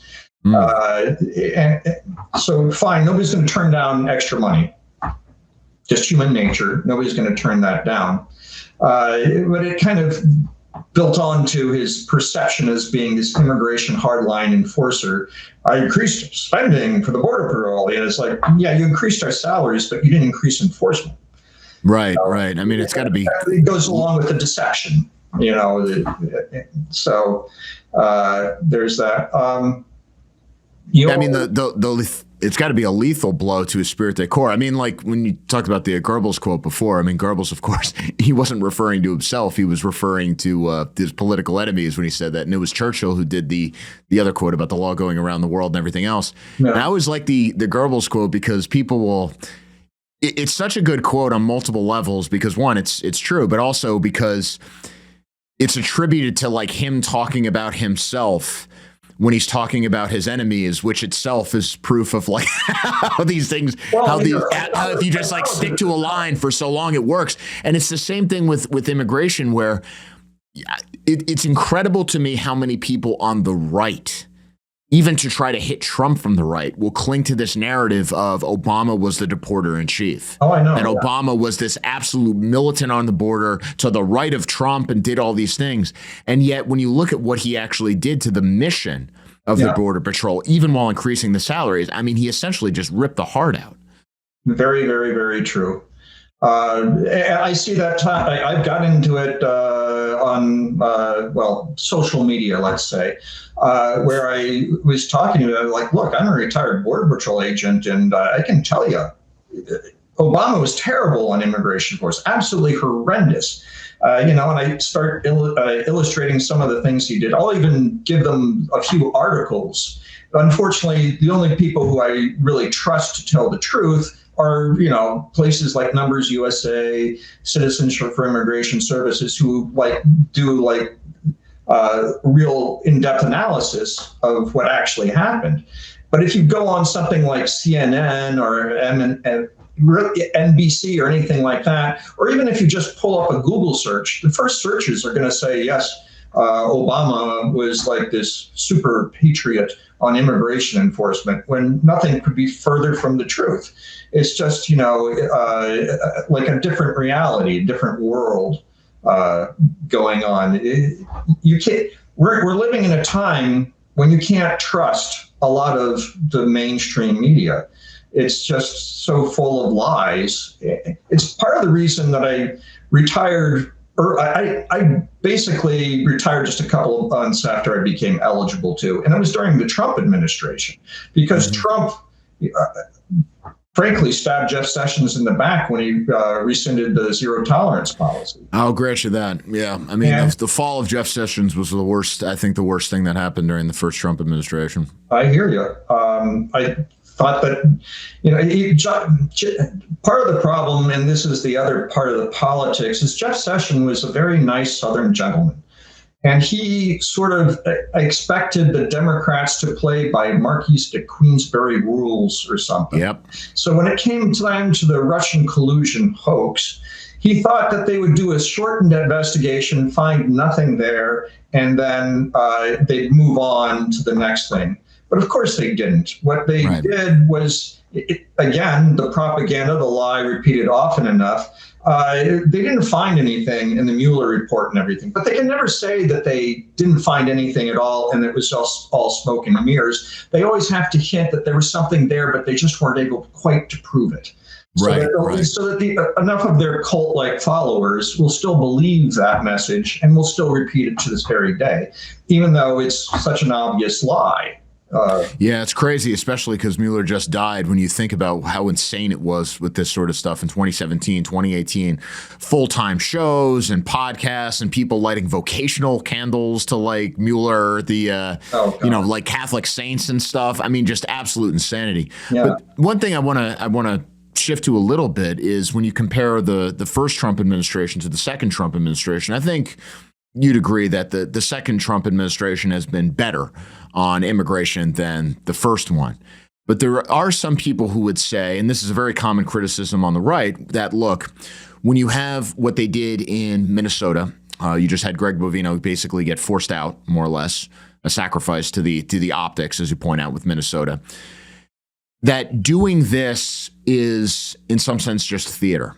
You're getting these confrontations on social media that maybe you think are going to play out to your advantage or get the base excited, but you're not actually deporting all these guys. If you wanted to deport a lot more people, you should actually go to the red states where you can guarantee cooperation from local and state law enforcement, places like Tennessee, Texas, whatever, and you can just start getting all these people out. Now, the counterpoint, of course, is that they are doing that to some extent, but they should be focused almost entirely on that, basically quietly deport as many people as possible, avoid these kinds of showy confrontations. The flip side, of course, is at some point you got to show people who's boss. What do you think is the right strategy in terms of how the Trump administration should do this? And what kind of a grade would you give the Trump administration this term so far? That's a difficult one. That's why you're on the show. The start of it was very good. I disagreed with Tom Homan slightly on his policy. And Homan, in a sense, wanted to go into the bluest of bluest cities and states and stack people up right there. So very confrontational style right off the bat. And I don't know that that was the best, because again, more on vote and the optics, there was going to be confrontations for sure. But I kind of admired his guts for doing that. And in certain places like LA, it seem to work out, at least initially. And then, of course, the bad optics, the bad, showing and everything. I wrote an article for, I think it was the Washington Pundit a while back. My perception, and this is coming from, I was dumb enough to get a master's degree in criminal justice law and society. But they talk about, there was this, I think it was St. Louis or someplace like that, where they tried different methods of policing. And one was, you have like in a city like say St. Louis, like your ghetto where most of the crime, most of the murders and all that sort of stuff is happening. Then you have areas of the city that are medium crime rate places. And then you have places that are like extremely low crime places. So the logical thing, when a new cop comes on duty, they often start him off in the worst places. He gets a little bit of seniority and he's able to move on to one of the medium or low in crime areas after he pays his dues and everything. Well, they decided, well, this crime is happening there. Let's keep them there in the high crime areas.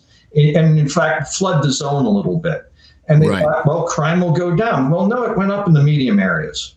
When they took cops away from the median areas, the really affluent places, maybe not so much, but it was trying to play a game of whack-a-mole of like smashing them around and everything. They found that there was like a more effective way of doing things is that it's almost like the Wire, that series where they had the Amsterdam or whatever. They legalized drugs essentially in that one district, right? Do the counter and do almost like this area is hopeless. We still have to keep cops there, but let's boost cops in to some degree in the medium and higher, more affluent but low crime areas. And they found that they really could drive down crime, especially in the medium areas. By putting more cops in those medium areas, crime really did go down, whereas it didn't seem to have all that much effect in the really super high crime areas. So taking that experience to immigration, I was thinking kind of like, well, go hard where the locals are sympathetic to you, the red states and so forth. They actually are doing that. It's just not getting headlines. My buddies in Texas and stuff say that they're sacking them up left and right with a lot of help from Texas DPS, which is, Texas State Troopers, the Rangers or whatever. But they're great. They really do believe in immigration enforcement, and they're really helping out Border Patrol and ICE to sack up illegal aliens. So my understanding is in Florida, it's the same thing. You don't hear about it, but it is happening. Yeah, Florida is definitely stepping up. I know they're going after like truck drivers and stuff like that now. Yeah. And it does seem that it's interesting, too, because you also have this federal effort to try to crack down on crime in some of these big cities. Obviously, in D.C., he can do that because of its special status or whatever else. But in red states where he's been able to do this, it does seem that you had some positive results, like Memphis, Tennessee. Oh, yeah. But you were telling me before we went on, and I found this fascinating because I said to you before we went on here, was there ever a point where Border Patrol was doing something like essentially helping TSA at airports or something? This seems to be almost like a private force of the president at this point that can be used for all sorts of different things. But you pointed out that the Border Patrol has done a lot of different things in the past, that none of this is unusual at all. No, there's a famous book, Tales of the Rio Grande. I think the author is Bill Jordan. I have it in my library in the next room. But he was telling about some of the other things that he got detailed to. I don't think it was necessarily when he was with the Border Patrol, but it may have been. He was actually doing Japanese internment camps during World War II. And, I think he got cross-detailed away from the Border Patrol when it was still, INS or whatever for that. I think that's where his paycheck is, but I'm not positive. But one of the things I do know that he did with the Border Patrol were two things. Once they had some sort of Russian freighter that got stuck in like New York City harbor for some odd reason. And I forget the Cold War reasoning. And it may not have been New York City, it may have been Miami, but there was this Russian ship that was kind of like quarantined in the United States. And they took Border Patrol agents to go over to make sure nobody got off the ship. And put them there. So, it was kind of a funny story because I guess the Russians got drunk and started throwing vodka bottles at the agents, and that's how World War III began. Right? And Jordan said he ran up the gangplank or whatever to confront the Russians, and he was surprised that the Russians seemed to be backing down. But then he turned around to go back down and realized that 3 or 4 of the tallest Border Patrol agents had run up behind him, so it looked like this basketball team coming up the gangplank. So that's kind of an amusing story there. During the Civil Rights Movement, and I fail to remember if it was Little Rock or one of the other areas. But the Border Patrol, the U.S. Marshals, I think even ATF were called out to help the Marshals with crowd control. And the Border Patrol's claim to fame there is, we did this a little bit when I was down in McAllen when I was first there. We had guys who were like super into radios and would listen to the Mexican communications. They hear like anybody talking. Well, when the Border Patrol got sent over, I think it was Little Rock, to monitor, they were monitoring the local police department's radio transmissions. Oh, right, because you see so that they could, and they were telling people, the cops are reporting that guys are coming out with hunting rifles. This is going to get serious, and that's, I think, when the Kennedys decided to like boost even more troops there to sort of quell the, was it, Little Rock was Eisenhower. Yeah, who was the one with Kennedys? There was another situation sort of like that with. Well, Mississippi. Maybe it was Mississippi then. I'd have to. I mean, it would be with Bobby. Sorry, my memory's slipping right now. I'll have to read. Well, it's Bobby Kennedy. Bobby Kennedy as Attorney General with Mississippi and everything else. But yeah. Yeah, so it's probably. I guess what's remarkable about this is then this idea of ICE or Border Patrol or whatever else being a sort of supplemental federal law enforcement that actually can meet all sorts of different roles. None of this is actually particularly new. No, so when they say things like that, though, every year when the United Nations comes into service, or comes into play. Secret Service has to show up to do protection for all these heads of state and whatnot. Diplomatic Security Service, which protects like anybody less than a president from a foreign country coming over, go there. And ICE special agents are called in as backup to help them out. So they go over to do essentially a protection detail. And that's not so unusual. So yeah, this crossing over from one lane to another, that's not really new. I mean, in fact, it's standard. It happens it's a frustration for the ICE special agents because sometimes they don't get to focus on immigration.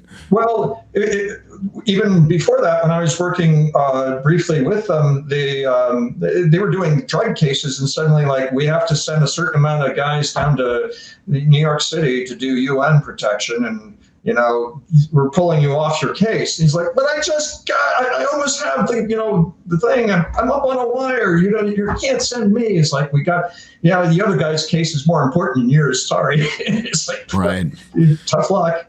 That must be insanely frustrating. You kind of wonder about that with the situation with TSA. I mean, on the one hand, I saw Tom Homan saying, look, this is going to be part of the mission. It does make sense, obviously, to have guys at airports. There are all sorts of people you can arrest there, people who shouldn't be there.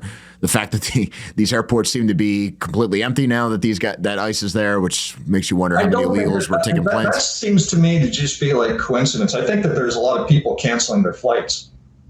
You think that they saw the news? That's possible. I mean, you see the news report, how crazy it is, and then the next day.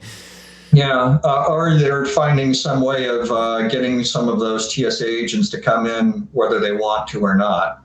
I think Elon Musk is literally paying their salaries at this point. Is he going to, or is he offered it? I mean, God knows the government's not going to do anything, so who knows? But they've lost something like 450 TSA agents have supposedly resigned already. So either way, you're going to be dealing with manpower shortages. Yeah. Well, I guess the question becomes where does? Yeah, sure. Speak to that a little bit. Right after September 11th, just like I was telling you that we were doing protection of our buildings and everything. One of the other things that they did was that they asked for volunteers from the Border Patrol to go to airports around the country to do security there. And we were purposely told, we want you there just to make the public feel more comfortable, not to arrest anybody.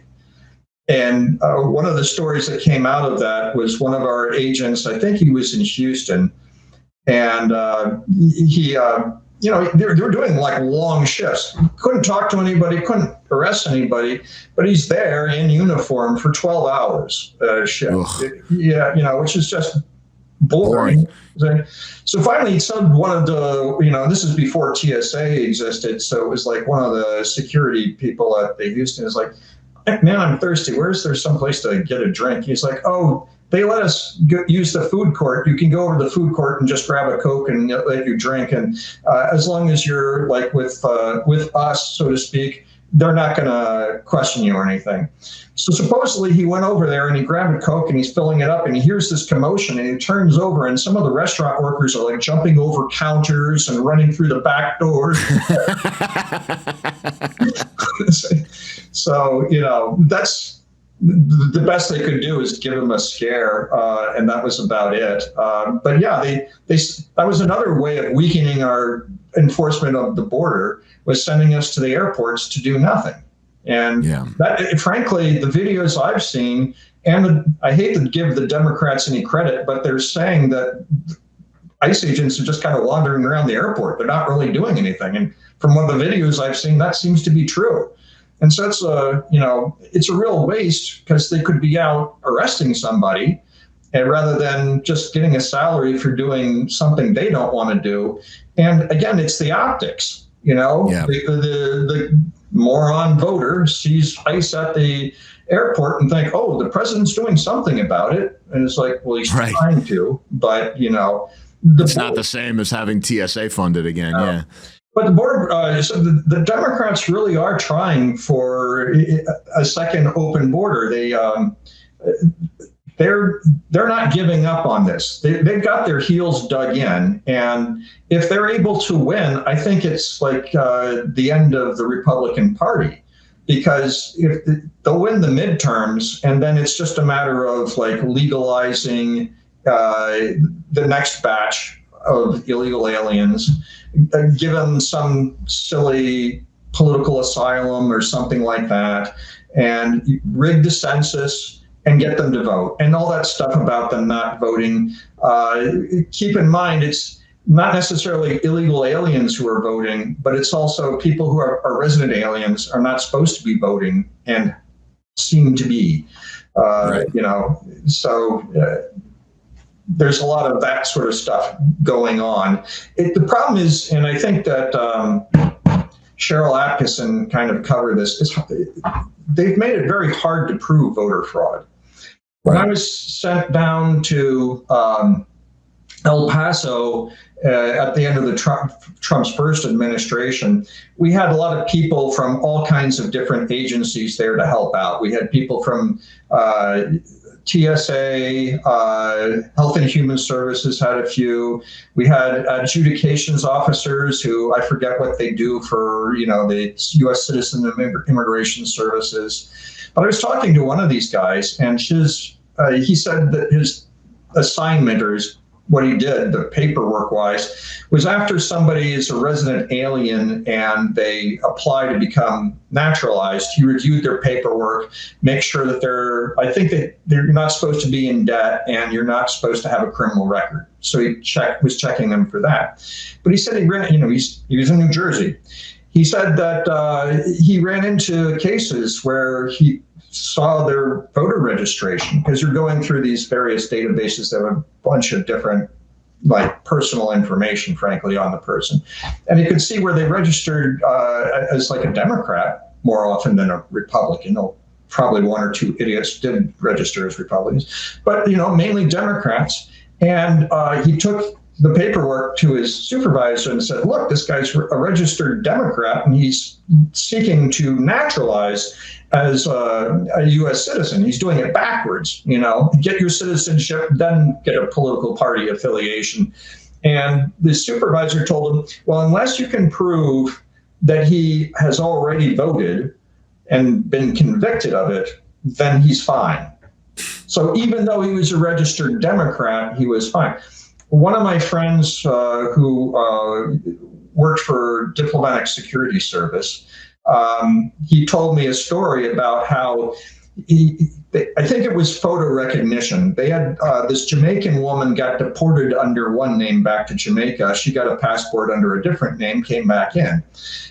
So then later on, she went to naturalize as a U.S. citizen, and I forget why he was looking at her paperwork. It may have been that he ran like her photo through the database and just popped up that, she was registered, and it couldn't prove that she had voted. And the local United States Attorney, or AU, Assistant United States Attorney, refused to take it, said it was a local matter. Voting is a local matter. It's left up to the states. So then he took it to the Erie County, Buffalo, area, Erie County DA to prosecute. And she's like, oh, we're not doing that. It's a Democrat. We're not going to prosecute that. But he was funny about it because he told me, he could see what she filled out on her form, and then asked, are you a Democrat, a Republican, or other? And she checked the box other and wrote in Obama Party. So I'm pretty sure, they're not sending their best, so, and it tells you who she voted for right there. And, but he couldn't get anybody interested in trying to prosecute her for having voted. So it's I joke that people are like, well, there's no evidence that illegal aliens or even resident aliens are voting in any kind of numbers whatsoever. And it's like, well, in a lot of cities, it's still a crime to spit on the sidewalk. I know that nobody ever spits on the sidewalk because I haven't seen anybody ticketed or prosecuted for it. So yeah, right. Exactly. I mean, if they just refuse to do something and then nobody gets convicted, there's no evidence. Well, I mean, he basically stopped doing it. One of the things that we learned in criminal justice, and it seems obvious, but if you pass a law but have no means of enforcing the law or refuse to enforce the law, it's the same as not having the law. Right. Which, of course, leads to disrespect for the entire idea of the law, because why bother? It's all fake. Right. Very, very true. One of the last questions here. Looking at what the president has done so far in this term, what's something that you think he's left on the table, something he should be doing that he's not doing? And not just in terms of like, oh, well, he should be doing more of what he's doing, but something different that he could have done or still could do, but he hasn't done. Well, he's in a very tight spot or hard spot because everything he does is going to get critiqued, and the mainstream media is still basically a mouthpiece for the Democrats. Right. So that makes it very difficult to get things that I would like to see done. Some of the things he's been trying to do have been getting tied up in court. One of the frustrations I had when I was on the job was the Social Security Administration. And I would, they have these databases. One was called Clear Choice Point or something like that. But basically, you can run an address and you'll get names of people who have lived at the address, and you're able to go through their personal background information and everything. And often I would get the Social Security number. Now, if the Social Security number doesn't match the person, good chance that they're an illegal alien who's using somebody else's Social Security number. So sometimes I would see that where the Social Security number comes up to a different name in a different database and stuff, but not always could I check that. So sometimes I would have to get in touch with the Social Security Administration, and the Social Security Administration was under strict rules not to cooperate with us. At least not officially, without probably getting a subpoena or something. But I kind of a little bit of backdoor through a friend, I was able to find somebody over at the Social Security Administration who would at least tell me whether the name matched. She said she couldn't tell who the person was, but she could at least tell me whether the Social Security number matched the name of the person or not. And it was kind of funny because I had to fax her and she would call me so she wouldn't leave a trail. And Trump tried to change that, tried to get that to happen. And last I saw, it was tied up in court and getting shot down. But the Social Security, even though it's all part of one big government, that, they should be able to cooperate. You would think that the Social Security Administration would be happy to let us know that somebody's cheating and using somebody else's Social Security number. Because there's some American citizens who have gotten really tied up in bad situations from illegal aliens using their Social Security numbers. But, they seem to be more interested in any way they can balance the books rather than, and they're helping out the fraud, unfortunately, that's in turn helping to bankrupt the Social Security Administration. So that's something I think that the Trump administration did try to do and is getting thwarted, lawfare, back to the courts and everything. Right. So, and there's probably some other things. One of my frustrations was that TSA didn't call us often enough. I think that when I was there still on the job, we got a call from them like once that, they're sitting there, they're checking everybody's ID to get them booked on a plane. It's not, we shouldn't expect them to know as much as like a CBP officer, but if it's somebody who's like from wherever, say,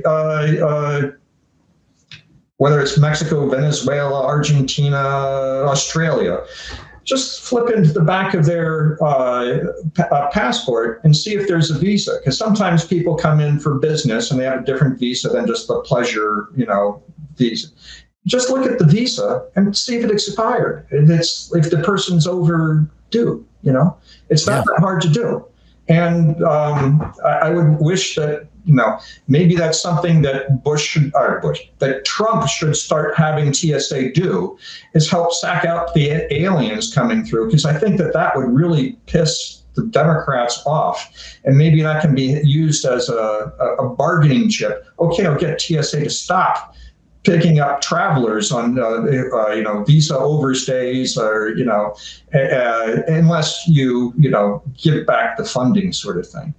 That's a really good idea. That's a really creative idea. I mean, that's something you could do now. I mean, one thing that we're sort of seeing is how maybe one positive result of this debacle is that TSA and ICE will actually start working together and sharing information on these sorts of things, and that will be a good way to put pressure to actually fund these things. Yeah. This is this has been really interesting. I'm talking about where this has gone and everything else. Now, you've got 2 books, correct? Do you have another one in the works, or do you have anything else? Where can people find you? I'll do the shameless plug. Got to do the shameless plug. It looks like it's backwards on the screen, but it's What Bridge Do You Work At? Or Kids Are Cute, Therefore Open Borders. And, my name, Andrew Morrison. The reason it came up with the name What Bridge Do You Work At? Is because so many people on the northern border don't know the difference between a CBP officer and a Border Patrol agent. So if I told somebody that I was a Border Patrol agent, so often they would be like, oh, do you know so-and-so? I have no idea who you're talking about. He works at the Rainbow Bridge. He's like, I worked underneath the Rainbow Bridge on the boat going underneath it, but I've never worked on top of the Rainbow Bridge. So it's just a little bit of an amusement on that one. And I have the other one around. That's East into the Sunset, right? That you would view East into the Sunset, tales of working the Border Patrol during the turn of the century. This one's getting hard to find now, but if you write to VDARE, and VDARE's website is still up, they're just not printing anything new, but VDARE has they've got a box full of these. So, yeah, it's worth checking out. I mean, it's pretty interesting seeing how this has developed over time. And there were just one of the real frustrations, and this is just something you get used to when you've been dealing with these policies for a long time, is there are so many opportunities, especially after 9/11, where they could have just ended this whole thing. And we just wouldn't have a problem now. Yeah. And there were just deliberate choices at every stage. Just be like, nope, we're just not going to do it. Yeah. But we are where we are. Going along with my shameless plug, I'm writing on Substack now under my name, Andrew Morrison, and I think I'm retired BP there. And I sometimes cross-post over at twpundit.com, which is thewashingtonpundit.com. So that's other ways of following what I've been writing. But thank you very much for having me on the show. I greatly appreciate it. And thank you, Andrew. Appreciate it. Yeah. Well, maybe you'll have me back sometime to talk about the next fiasco, because with immigration, there's always going to be something coming up. Oh, believe me, I know. This is only the beginning. Yes. So, in Italy, Giorgia Meloni just suffered a huge defeat, arguably the first defeat of her political career. Deutsche Welle reports Italy's Meloni conceals defeat on judiciary referendum. With Italian voters rejecting the judicial reform pushed by Italy's Prime Minister Giorgia Meloni, the far-right leader lamented the lost chance to modernize the country. Prime Minister Giorgia Meloni's proposal to reform Italy's judiciary is set to fail at the ballot box, according to projections published on Monday evening. Some 54% of voters rejected the initiative, with 46% backing the legal changes championed by Meloni's right-wing government. Meloni conceded defeat in an online post, lamenting the outcome as a lost chance to modernize Italy, while pledging to respect the decision.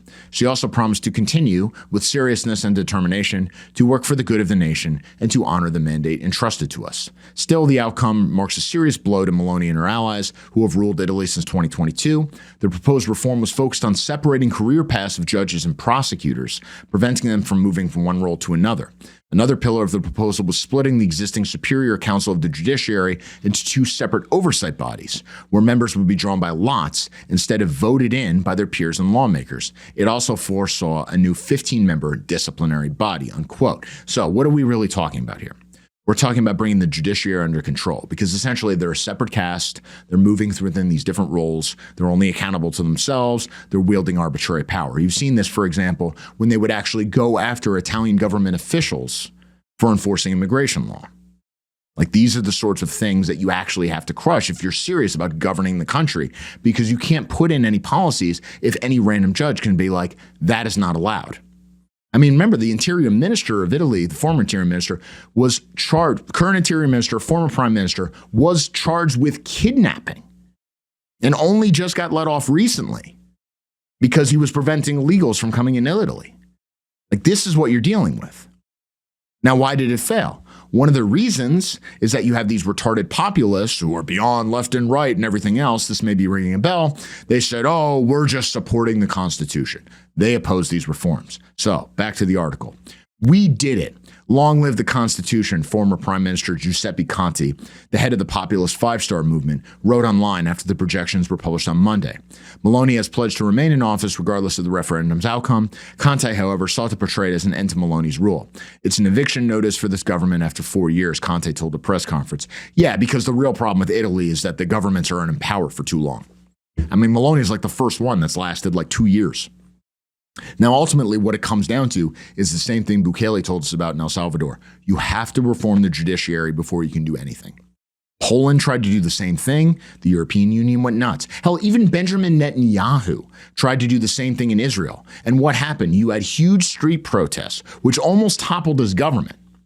And then foreign policy basically took over everything there. Lucky for him. I wonder how that planned worked out.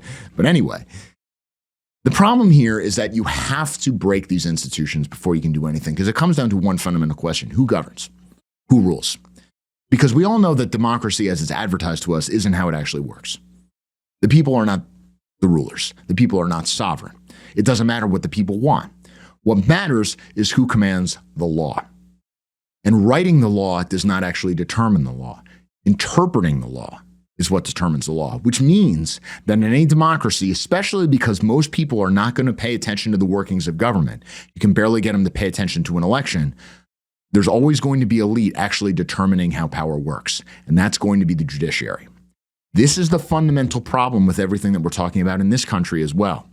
People are always saying, well, why doesn't Trump do this? Why doesn't Trump do this? Why doesn't Trump do this? You actually have to break the entire judicial system before you can do these things. Why are they letting all these criminals go? Because the more criminals they let go, the more power the judiciary has, because ultimately they get to supervise anything. Why do we have judicial review to begin with? Because John Marshall simply asserted it in Marbury versus Madison centuries ago. It's not in the Constitution. There's nothing to suggest that it was even ever considered in the Constitution, but it was just asserted, and nobody called him out on it. And here we are.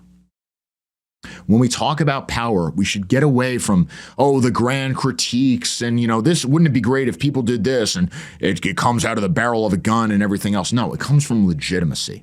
And the problem, as we see with this election result, is most people are so wedded to the process and so wedded to norms that if you say, I am going to change things and give it a different form, they get scared. People are conservative in the worst possible sense. So if you get a revolution, it's going to be similar to the kind of revolution that's reduced us to the state we're in now. It's a revolution within the form.